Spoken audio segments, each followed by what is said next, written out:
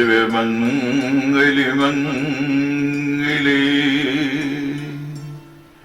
शिवे सर्वार्थसाधके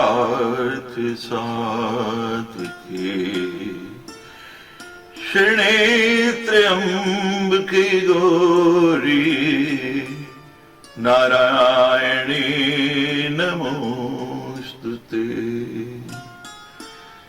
सृष्टि स्थिति विनाशनां शक्तिभूते सनातनी गुणाश्रय गुणमय नारायणी नमोस्तुते।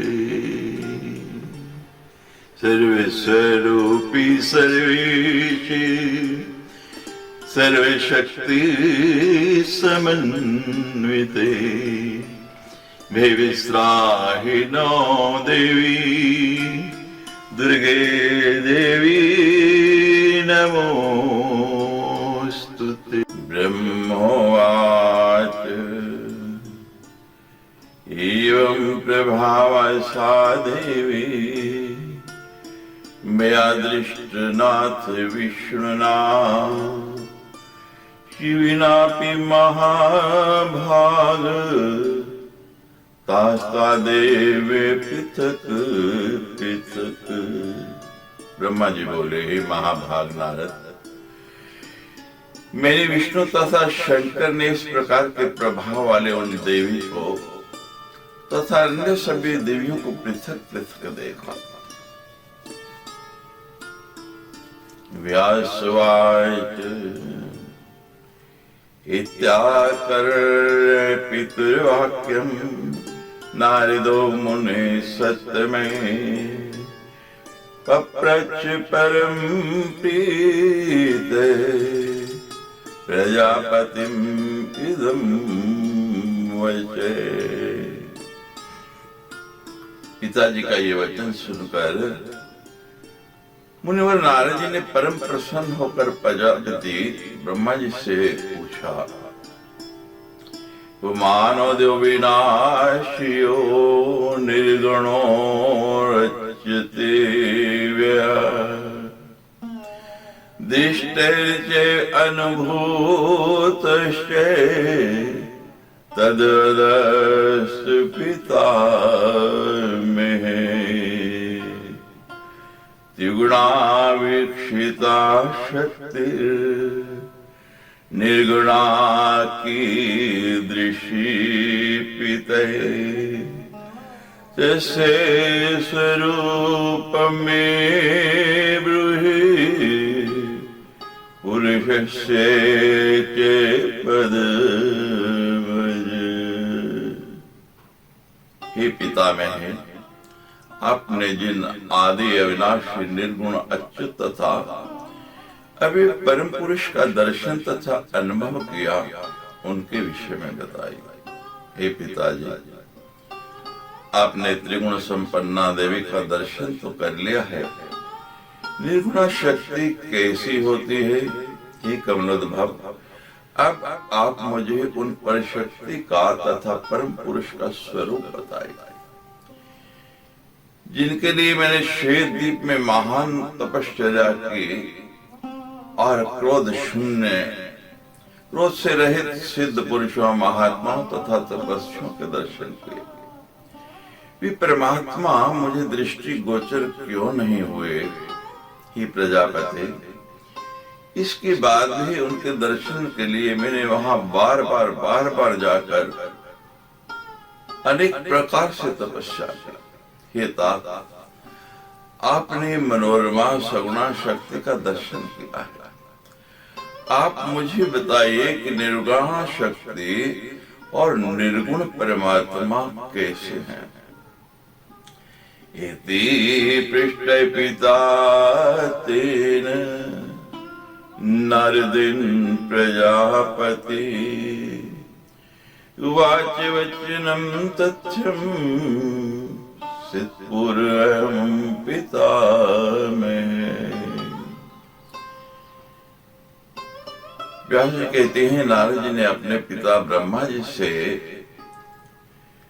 ऐसा पूछा तब उनके पिता मह ने मुस्कुराते हुए बहुत ही रहस्यपूर्ण वचन कहा, निर्गुणस्य मुने रूपम न भवेत् दृष्टिगोचरम्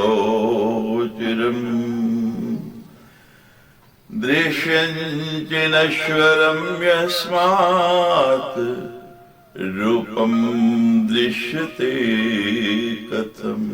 हे मुनि, निर्गुण तत्व का रूप दृष्टिगोचर नहीं हो सकता, क्योंकि जो दिखाई पड़ता है वह तो नाशवान होता है।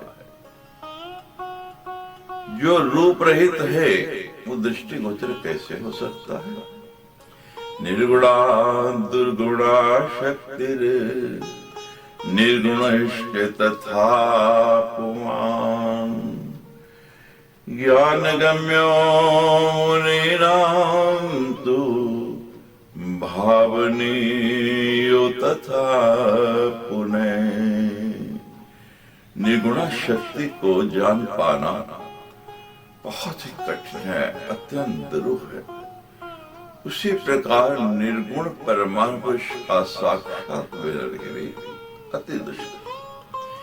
ये दोनों केवल मुनि जनों के द्वारा ज्ञान से प्राप्त तथा अनुभूत किए जा सकते हैं, इनकी अनुभूति होती है। आप प्रकृति तथा पुरुष दोनों को आदि अंत से सर्वथा रहित जाने, ये दोनों विश्वास से जाने जा सकते हैं, अविश्वास से इनको कभी नहीं जाना सकता है। चैतन्यम सर्वभूतेषु यदतिदिति परात्मकम् तेजे सर्वत्र गम नित्यम नाना भावेषु नारद। हे नारद, सभी प्राणियों में जो चैतन्य विद्यमान है उसे ही परमात्मा जानो। तेज स्वरूप वे परमात्मा सर्वत्र व्याप्त है तथा सदा विराजमान। हे महाभाग, उन परम पुरुष तथा प्रकृति को सर्वव्यापी तथा सर्वगामी समझिए। इस संसार में कोई भी पदार्थ उन दोनों से रहित नहीं है। सर्वदा अव्यय एक रूप चितात्मा निर्गुण और निर्मल, उन दोनों प्रकृति पुरुष को एक ही शरीर में सम्मिश्रित मानकर सदा उसका चिंतन करना चाहिए। या शक्ति परमात्मा सो यो सो सा परिमामता अंतरे चैत्यो कोपि सूक्ष्म वेद च नारद। हे नारद, जो शक्ति है वे ही परमात्मा है और जो परमात्मा है वे ही परम शक्ति मानी गई है। इन दोनों में विद्यमान सूक्ष्म अंतर को कोई भी नहीं जान सकता है। अधीत सर्वशास्त्राणि वेदान सांगश्च नारद निजानाति तयो सूक्ष्म अंतरम विरतिम बिना। हे नारद, कोई भी व्यक्ति समस्त शास्त्रों तथा अंगों सहित वेदों का अध्ययन करके भी विरक्ति के बिना उन दोनों सूक्ष्म जो उनके अंदर बिल्कुल सूक्ष्म अंतर है उसको नहीं जान पाता है। हे पुत्र, जड़ चेतन यह सारा जगत अहंकार से निर्मित है। ऐसी स्थिति में सैकड़ों कल्पों में भी यह अहंकार से रहित कैसे हो सकता है? हे पुत्र, सगुण मनुष्य निर्गुण को नेत्रों से कैसे देख सकता है? अतः हे महाबुद्धे, उन परमात्मा के सगुण रूप को देखने के लिए इन नेत्रों से नहीं, अंतर के नेत्रों से देखना पड़ेगा। वो केवल ध्यान में ही दृष्टि गोचर होंगे। जब ध्यान लग जाएगा, इंद्रा एकाग्र हो जाएगी, तभी उनका दर्शन हो सकता है। हे मुनिश्रेष्ठ, पित्त से आच्छादित जीवा जिस प्रकार यथार्थ रस का अनुभव न करके कटु रस का अनुभव करते हैं, तथा पित्त आच्छादित नेत्र यथार्थ रूप को न देखकर केवल पीले रंग को देखता है। गुणै समरातम चेतै कथम जानाति निर्गुणम अहंकारो उद्भवम तच्च तद्विहीनम कथा भवेत्। उसी प्रकार गुणों से आच्छादित ये जो मन है, उस निर्गुण परमात्मा को कैसे जान पाएगा? क्योंकि मन भी तो अहंकार से ही उत्पन्न हुआ है। तब मन अहंकार से रहित कैसे हो सकता है? जब तक अंतःपुर हमारा अंतःकरण गुणों से रहित नहीं होता, तब तक परमात्मा का दर्शन कैसे संभव है? जब मनुष्य अहंकार विहीन हो जाता है, तब वह अपने हृदय में उनका साक्षात्कार करता है। नारद जी कहने लगे, हे देव देवेश, तीनों गुणों का जो स्वरूप है, उसका विस्तार पूर्वक वचन कीजिए, और त्रिगुणात्मक अहंकार के स्वरूप का भी वर्णन कीजिए। हे पुरुषोत्तम, सात्विक, राजस और तीसरे तामस अहंकार के स्वरूप का भेद बताइए। इस प्रकार गुणों के विस्तृत लक्षणों को विभाग पूर्वक मैं जानना चाहता हूँ, आप मुझे बताएं। हे प्रभु, मुझे ऐसा ज्ञान दीजिए जिसे जानकर मैं पूर्ण रूप से मुक्त हो जाऊं। ब्रह्मा जी कहने लगे, त्रयाणाम शक्ति तद्ब्रवीमि तव नग, ज्ञान शक्ति, क्रिया शक्ति, अर्थ शक्ति तथा परा। ही निष्पाप, इस त्रिविध अहंकार की तीन शक्तियां हैं, मैं उन्हें बताता हूं। वे हैं ज्ञान शक्ति, क्रिया शक्ति और तीसरे है अर्थ शक्ति। सात्विक से ज्ञान शक्ति, राजस्य क्रियात्मिका,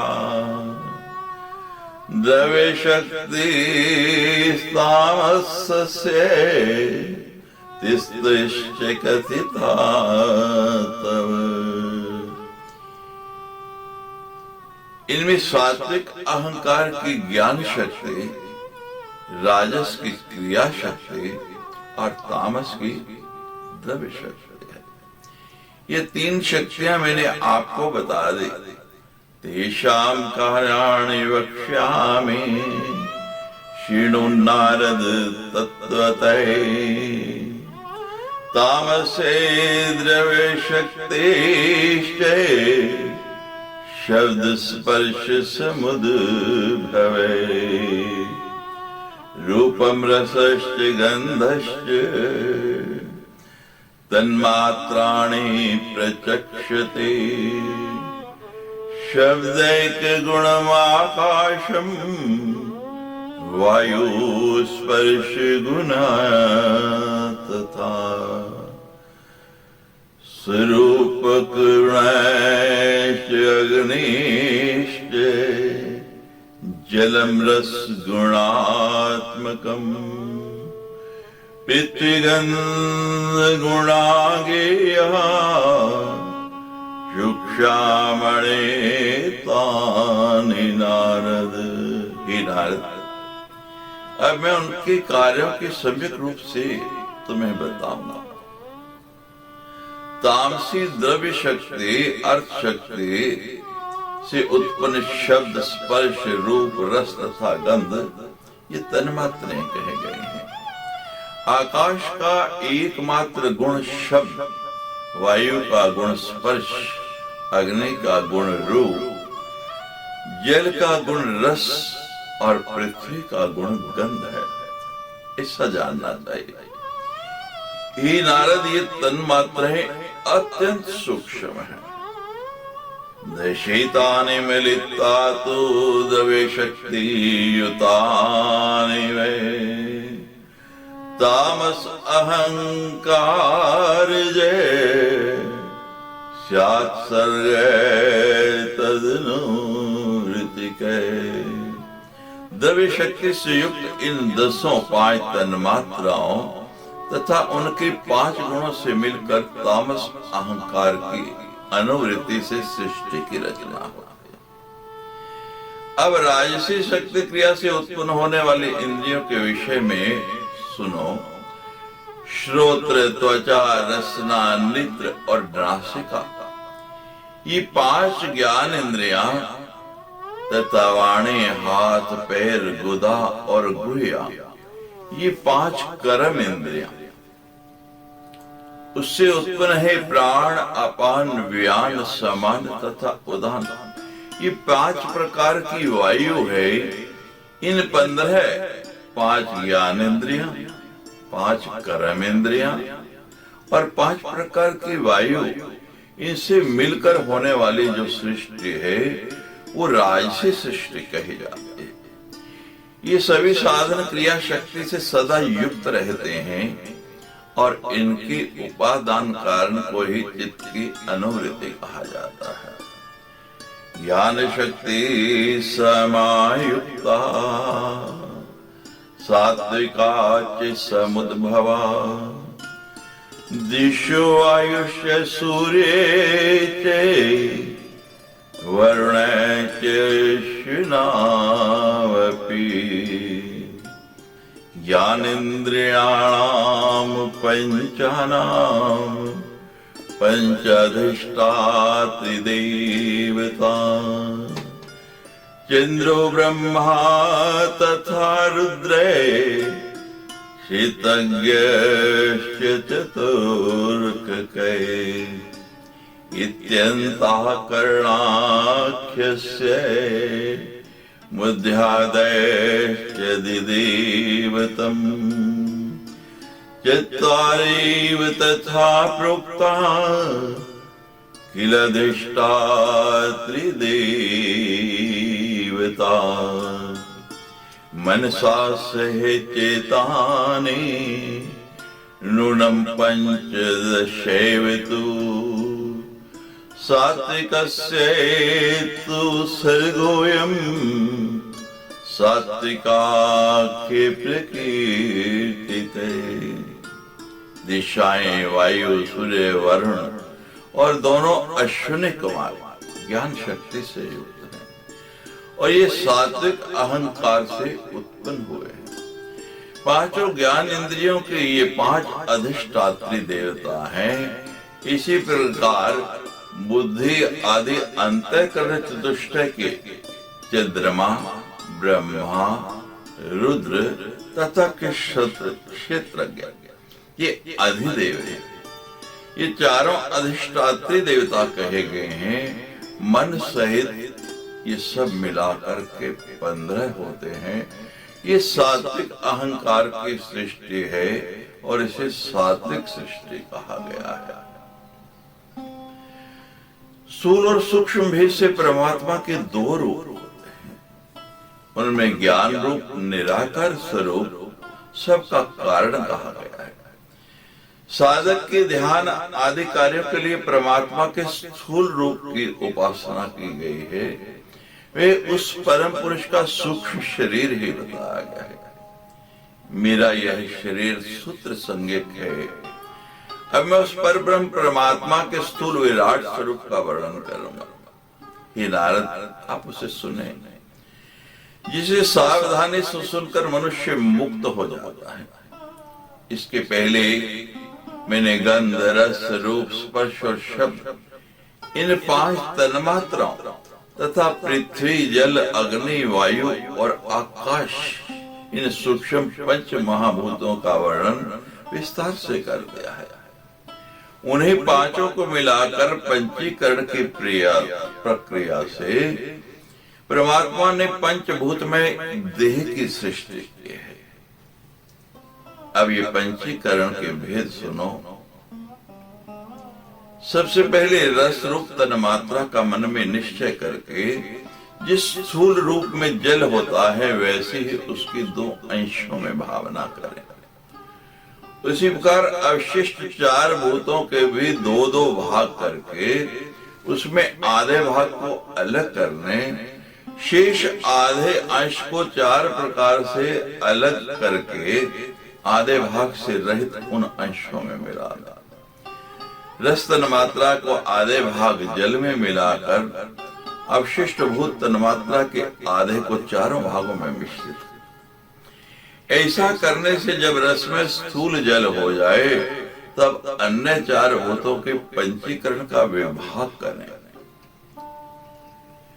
उन पंचीकृत पंचभूतों में अधिष्ठानता के कारण उनके प्रतिबिंब रूप से जब चैतन्य प्रविष्ट हो जाता है तब उन पंचभूतात्मक शरीर में अहम भाव रूप संशय उत्पन्न हो जाता है।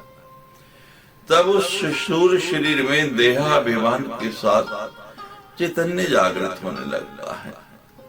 वही दिव्य चैतन्य है आदि नारायण भगवान परमात्मा आदि अनेक नामों से पुकारा जाता है। आकाश से गुणशेखा शब्दैव न चापरे, शब्द स्पर्शोचे वायुश्चे दो गुणों परिकीर्तितो, अग्ने शब्दै च स्पर्शते रूप में त्रयो गुणा, शब्द रूप रसाश्च चत्वारो वेजलस्य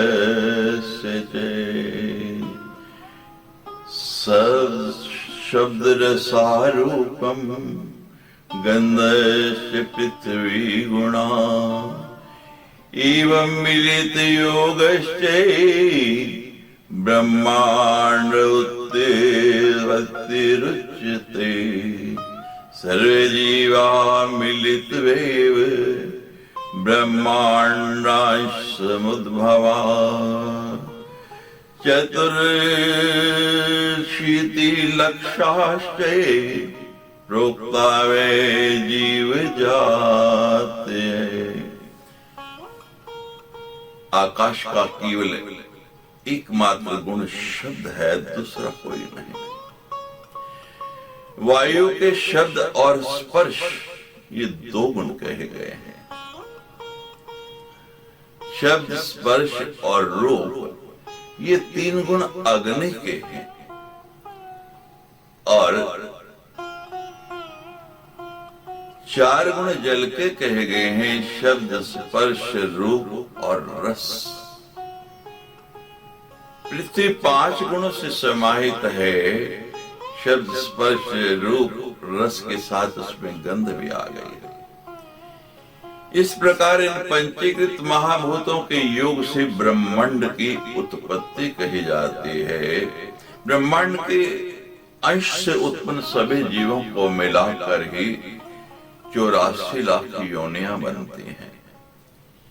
इति श्रीमद्देवी भागवते महापुराणे अष्टादशसहस्रयां संहितायां तृतीये स्कन्धे तत्निरूपण वर्णनम नाम सप्तमो अध्याय। बोलो सच्चे दरबार की जय।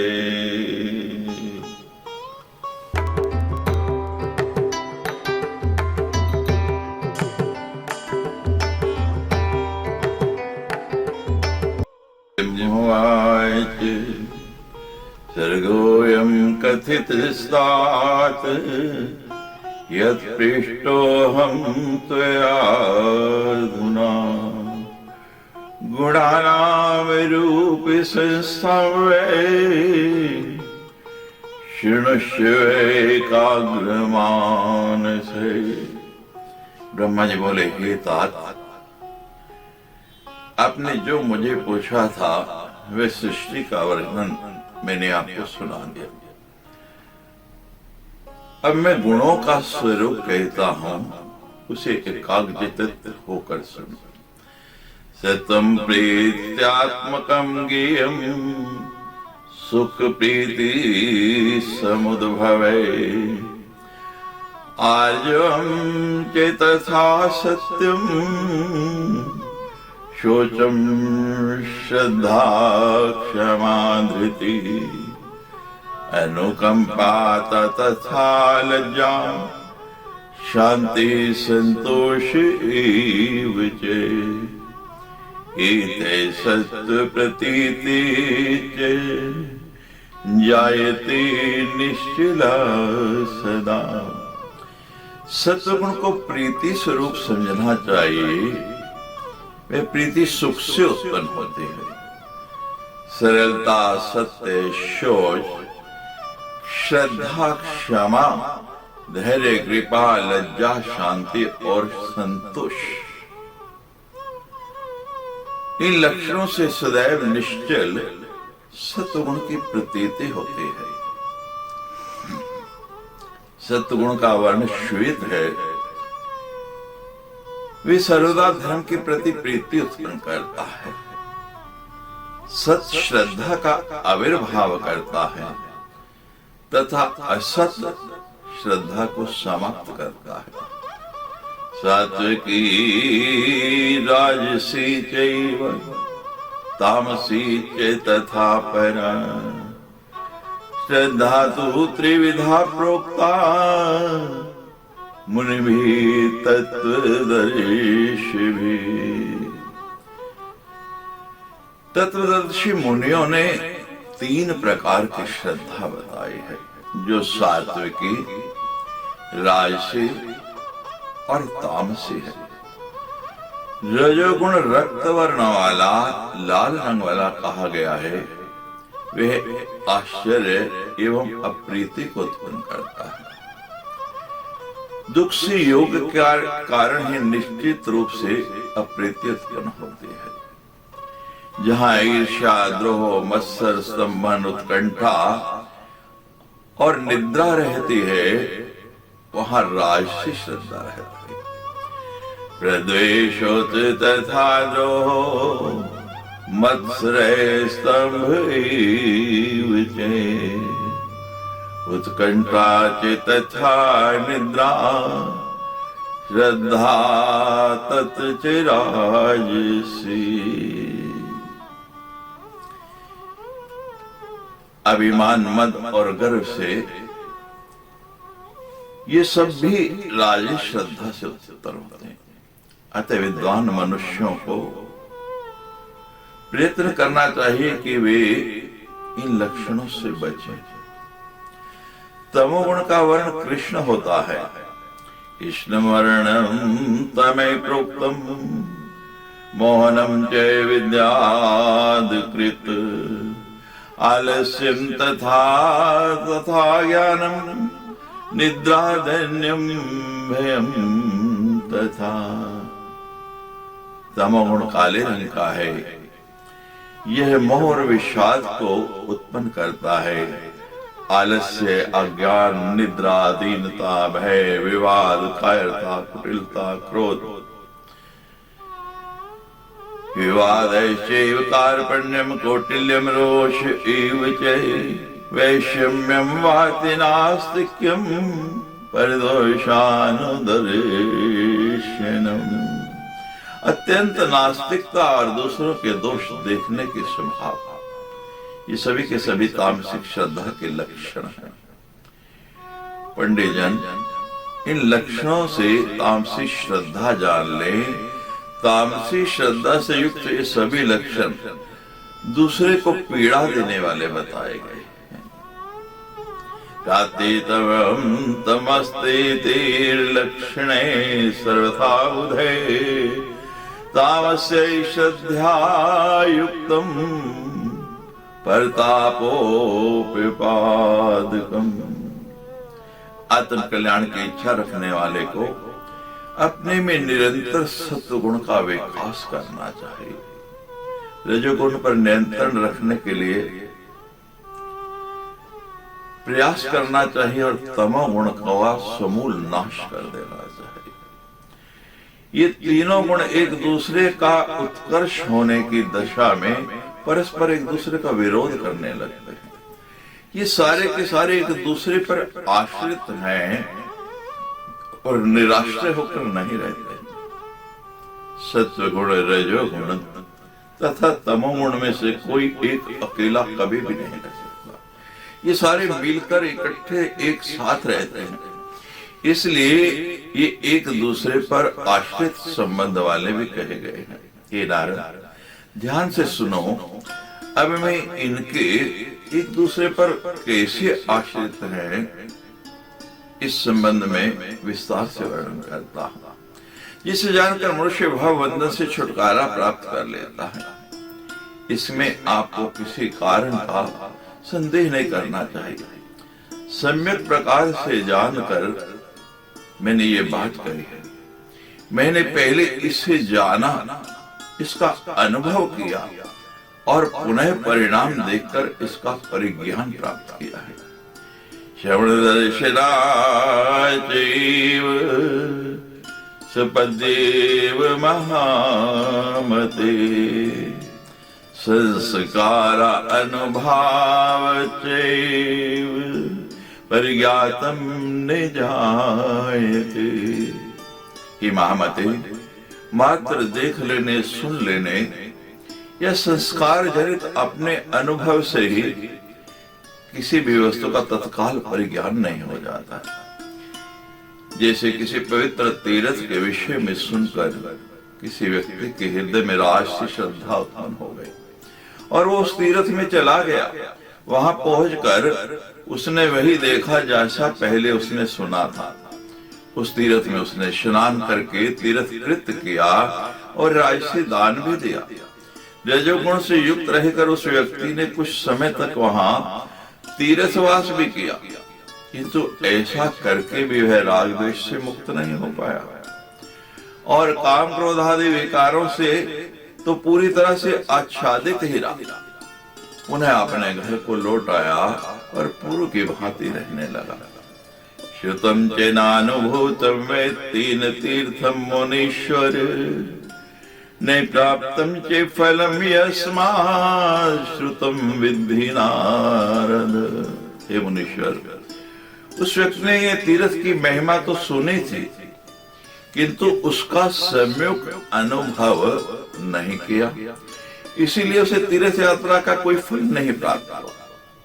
ये नारद, उसका सुनना न सुनना बराबर ही समझे, उसमें कोई अंतर नहीं। उसने सुना तो भी ठीक, नहीं सुना तो भी ठीक। हे मुनिश्रेष्ठ, आप ये जान लें कि तीर्थ यात्रा का फल पाप से छुटकारा प्राप्त करना है, ना कि वहां घूमना और स्नान आदि करना। वे वैसे ही जैसे संसार में कृषि का फल उद्पादित अन्न का भक्षण है। पाप देह विकाराय काम क्रोधादय परे लोभ मोह तथा तृष्णा द्वेषो राग तथा मद।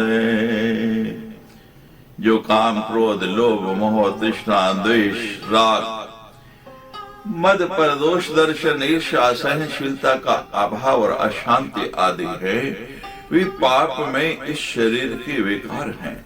हे नारद, जब तक ये पाप शरीर से नहीं निकलते, यानी तीर्थ जाना और वहां स्नान करने के बाद इन सब का परित्याग हो जाए, जिसे स्नान में शरीर का मल दूर किया, ये विकार भी दूर हो जाए जब तक ये पाप शरीर से नहीं निकलते तब तक मनुष्य पापी ही रहता है, चाहे कितना भी तीर्थ स्नान कर ले। तीर्थ यात्रा करने के बाद भी ये पाप देह से नहीं निकले तो तीर्थाटन करने का वह परिश्रम उसी प्रकार व्यर्थ है जैसे किसी किसान का श्रवण पीड़ितम क्षेत्री कष्टा भूमि सुदर्घटा उक्तम बीजम महार्धम चे हितावृत्ति हृदा। उस कार्य किसान ने बड़े परिश्रम से बड़ी मेहनत करके खेत को खोदा, अत्यंत कठोर भूमि को जोता, उसमें बहुत महंगा बीज बोया और अन्य आवश्यक कार्य जो भी खेती के लिए थी वो किए, लेकिन फल प्राप्ति की इच्छा से उसकी रक्षा के लिए अनेक कष्ट सहे। और आत्म परिकृष्टो रक्षणार्थम फलोत्सुके काले सुप्त स्तु हेमंती वन व्याघ्रादिभिर्भृशम्। किंतु फल लगने के समय हेमंत काल आने पर वो सो गया, जिससे व्याघ्र आदि अनेक वन्य जंतुओं ने और टिड्डियों ने उस फसल को खा लिया और अंत में वह किसान सर्वथा निराश हो गया। उसी प्रकार हे पुत्र, तीर्थ यात्रा में किया गया वह श्रम भी कष्टदायक ही सिद्ध हुआ, उसका कोई फल नहीं मिला। सत्यम समुत्कटम जातम प्रविद्धम शास्त्र दर्शिना वैराग्यम तत्फलम जातम तामसार्थेषु नारद। ही नारद, शास्त्र के अवलोकन से सत्वगुण समुन्नत होता है, बड़ी तेजी से बढ़ता है। उसका फल यही होता है कि तामस पदार्थों के प्रति वैराग्य हो जाता है। शास्त्र पढ़ने के बाद भी अगर वैराग्य नहीं आए तो वो पढ़े ना पढ़े एक जैसे। वे सत्गुण रज और तम इन दोनों को बलपूर्वक दबा देता है। लोभ के कारण रजोगुण अत्यंत तीव्र हो जाता है। वह बड़ा हुआ रजोगुण सत्व तथा तम इन दोनों को दबा देता है।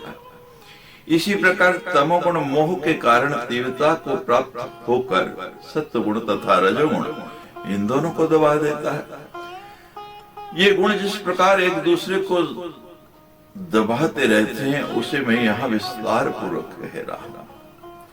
कोई भी गुण कभी समाप्त नहीं होता है। जिसे दो पहलवान मल क्षेत्र में कुश्ती लड़ रहे हैं, एक को नीचे गिरा के दूसरा उसके ऊपर चढ़ा है, तो नीचे वाला दबा हुआ जो कुश्ती लड़ने वाला है वो ये प्रयास निरंतर कह रहता है कि कब मैं इसके पंजे से इसके नीचे से निकलूं और पुनः इस पर आक्रमण कर दूं। इसी तरह ये तीनों गुण भी हमारे भीतर इसी प्रयास में लगते रहते हैं। जो प्रधान रूप से हावी हो जाता है वो दूसरों को दबा लेता है, लेकिन मरता कोई नहीं है।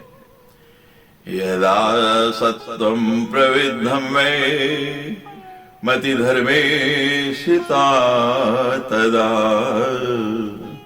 न चिंत्यति बाह्यर्थम रजत में समुद्भवम्। जब सत्वगुण बढ़ता है उस समय बुद्धि धर्म में स्थित रहती है। उस समय वह रजोगुण या तमोगुण से उत्पन्न बाह्यों विषय का चिंतन नहीं करते हैं। उस समय बुद्धि सत्गुण से उत्पन्न होने वाले कार्यों को अपनाती है, वही कार्य करते हैं जो उचित हैं और अच्छे हैं। इसके अतिरिक्त वह बुरे कार्यों में दूसरे कार्यों में नहीं फंसते हैं। बुद्धि बिना प्रयास के ही धर्म यज्ञ आदि कार्यों में प्रवृत्त हो जाती है, उनमें मन लगना लगता है, उनको करने की इच्छा जो है वो बलवती होती जाती है। मोक्ष अभिलाषा से मनुष्य उस समय सात्विक पदार्थों के भोग में प्रवृत्त रहता है। वे राजसी भोग में लिप्त नहीं होता, वे भला तो तमोगुणी कार्यों में क्यों लगेगा। इस प्रकार पहले रजोगुण को जीत करके वे तमोगुण को पराजित करता है। उस समय एकमात्र केवल विशुद्ध सत्वगुण ही स्थित रहता है। हमें लगता है हमारे भीतर केवल वही घुलेगा। यदा रजय प्रविद्धम वे त्यक्त्वा धर्मान् सनातनाम् अन्यथा कुरुते धर्मात् श्रद्धं प्राप्येतु राजसीम्। जब मनुष्य के मन में रजोगुण की वृद्धि होती है, तब वह सनातन धर्मों का त्याग करके राष्ट्रीय श्रद्धा के विषीभूत होकर विपरीत धर्म का आचरण करने लगता है। राजसादम समृद्धि तथा भोगस्तु राजसे सत्वं विनिर्गतं तेन तमसा चापि निग्रहे। रजोगुण बढ़ने से धन की वृद्धि होती है और भोग जो है वो राजसी हो जाता है। उस दशा में सत्व गुण दूर चला जाता है और उससे तमो गुण भी दब जाता है। यदा तमो विवृद्धम स्यात् उत्कटम सम्बभूव तदा वेदेन विश्वासो धर्मशास्त्रे तथैव च। जब तमोगुण की वृद्धि होती है, वह उत्कट हो जाता है, तब वेद तथा धर्मशास्त्र में विश्वास नहीं रह जाता। श्रद्धां चेतामसीं प्राप्य करोति चेदनात्यम् द्रोहं सर्वत्र गुरुते न शांतिम अधिगच्छति। उस समय मनुष्य तामसी श्रद्धा प्राप्त करके धन का दुरुपयोग करता है, सबसे द्रोह करने लगता है तथा उसे शांति नहीं मिलती है। जित्वा सत्वं रजयश्चैव क्रोधिनो दुर्मति शठे वर्तते कामुचारेण भावेषु वित्तेषु च। वे क्रोधी, दुर्बुद्धि तथा दुष्ट मनुष्य सत्व तथा रजोगुणों को दबाकर अनेक विधि तामसिक विचारों में लीन रहता हुआ मनमाना आचरण करने लगता है। किसी भी प्राणी में सत्व गुण, रजोगुण तथा तमो गुण अकेले नहीं रहते, बल्कि मिश्रित धर्म वाले वे तीनों गुण एक दूसरे के आश्रित होकर रहते। हे पुरुष श्रेष्ठ, रजोगुण के बिना सत्वगुण और सत्व के बिना रजोगुण कभी भी नहीं रह सकते। इसी प्रकार तमोगुण के बिना ये दोनों ही गुण नहीं रह सकते। इस प्रकार ये गुण परस्पर स्थित रहते हैं। सत्वगुण तथा रजोगुण के बिना तमोगुण नहीं रहता, क्योंकि इन मिश्रित धर्म वाले सभी गुणों की स्थिति कार्य कारण भाव से विभिन्न प्रकार की होती है। अन्योयन संश्रिता सर्वे तिष्ठन्ति नैवयोजिता अन्योन्य जनकाश्चैव यतै प्रस्वधर्मिणे। ये सभी गुण अन्यान्यो आश्रय भाव से विद्यमान रहते हैं, अलग अलग भाव से नहीं। प्रसव धर्मी होने के कारण ये एक दूसरे को जन्म देने वाले भी एक दूसरे के उत्पादक भी कहे गए हैं। सत्गुण कभी रजोगुण को और कभी तमोगुण को उत्पन्न करता है। इसी प्रकार रजोगुण कभी सत्वगुण और कभी तमोगुण को उत्पन्न करता है, और तमोगुण कभी सत्वगुण तो कभी रजोगुण को उत्पन्न करता है। ये तीनों गुण आपस में एक दूसरे को उसी प्रकार उत्पन्न कर देते हैं जिस प्रकार मिट्टी का लौंदा एक मिट्टी कि लोंदे से कुम्हार घड़े को उत्पन्न कर देता है।